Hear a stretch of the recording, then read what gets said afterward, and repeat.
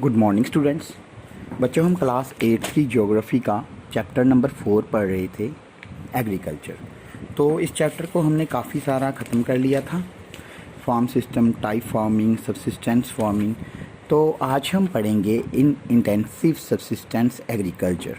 The farmer cultivates a small plot of land using simple tools and more labour. Climate with large number of days with sunshine and fertile soil permit growing of more than one crop annually on the same plot. Rice is the main crop. Other crops includes wheat, maize, pulses and oilseeds. Intensive subsistence agriculture is prevalent in the thickly populated areas of the monsoon region of South, Southeast and East Asia. बच्चों, intensive farming क्या होती है? ये एक छोटे plot में होती है, मगर इसमें कुछ स्पेशल टूल इस्तेमाल किए जाते हैं। उस लैंड पे हम एक से ज़्यादा फसल भी उगाते हैं। फर्टिलाइज़र, केमिकल, ये सब यूज़ किए जाते हैं। राइस जो है वो मेन क्रॉप है, जिसको आप दाई बोलते हैं, जो वहाँ उगाया जाता है। और भी बहुत सारे क्रॉप्स उगाए जाते हैं। अलग अलग सीज़न में अलग अलग क्रॉप्स उगाई जाती हैं। जैसे कि कौन कौन सी क्रॉप्स उगाई जाती हैं? वीट है, मेज़, पल्सेस। इंटेंसिव सबसिस्टेंस एग्रीकल्चर वो प्रेवलेंट होता है जो थिकली पॉपुलेटेड एरिया में होता है। मतलब यहाँ पर जो पॉपुलेशन होती है वो काफ़ी ज़्यादा होती है और मानसून सीज़न इंडिया में, ईस्ट एशिया में मिलता है।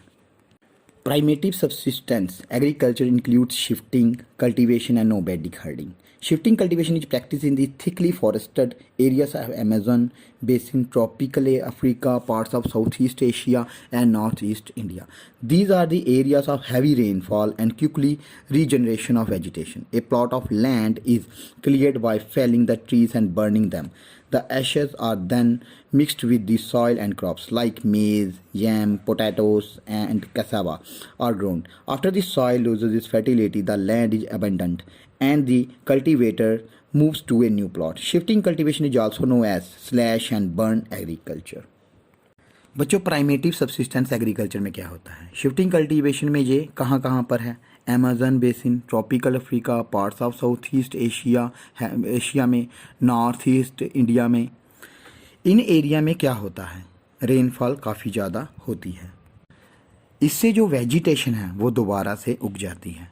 शिफ्टिंग कल्टीवेशन में प्लॉट ऑफ लैंड के सारे पेड़ काट के उस पर एग्रीकल्चर करते हैं, फिर उसको जला देते हैं। जलाने के बाद जो ऐश होती है उसको मिट्टी में और जो सीड्स होती है वो मिक्स कर देते हैं सारी चीज़ों में, और फिर फसल उगाई जाती है। कौन कौन सी चीज़ें उगाई जाती हैं? जैसे कि मेज़, पोटैटो, यैम, कैसावा, ये सब उगाया जाता है।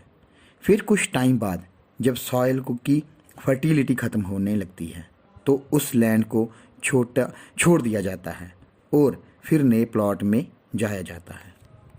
और वहाँ भी ऐसा ही होता है। इस सारे प्रोसेस को स्लैश एंड बर्न एग्रीकल्चर कहते हैं। बच्चों, सबसे ऊपर है do you know, shifting cultivation is known by different names in different parts of the world. Shifting cultivation को डिफरेंट नेम से जाना जाता है और सारे के सारे वर्ल्ड में। जूमिंग नॉर्थ ईस्ट इंडिया में मिलता है, मिल्पा मैक्सिको में मिलता है, रोका ब्राज़ील में मिलता है, लदंग मलेशिया में मिलता है। जो आगे है nomadic herding is practised in the semi arid and arid regions of Sahara, Central Asia and some parts of India like Rajasthan and Jammu and Kashmir. In this type of farming, herdsmen move from place to place with their animals for fodder and water along defined routes. This type of movement arises in response to climatic constraints and terrain. Sheep, camel, yak and goats are mostly commonly reared. They provide milk, meat, wool, hides and other products to the herders and their families.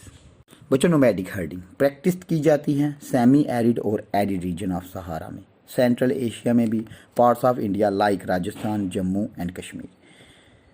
बच्चों, इसमें क्या होता है? मतलब heard, झुंड जो होते हैं एनिमल्स के, वो एक जगह से दूसरी जगह मूव करते हैं। लोग अपने एनिमल्स के साथ एक जगह से दूसरी जगह मूव करते हैं, किसके लिए? खाने के लिए और पानी की तलाश में। ये लोग सीज़न टू सीज़न एक जगह से दूसरी जगह घूमते रहते हैं।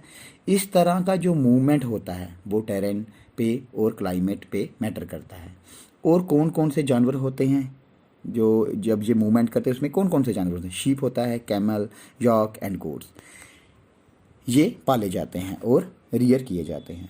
ये जो एनिमल्स हैं हम लोगों को क्या क्या प्रोवाइड करते हैं? मिल्क प्रोवाइड करते हैं, मीट, वूल, हाइड्स होती है जो एनिमल्स की स्किन होती है, जो जिससे लेदर बनती है। जो लेदर होता है वो एनिमल्स की हाइड से ही बनता है। बच्चों, आज हमने आपका intensive subsistence, shifting cultivation, nomadic herding के बारे में पढ़ा। तो कल हम आगे शुरू करेंगे कमर्शियल फार्मिंग के बारे में। Thank you.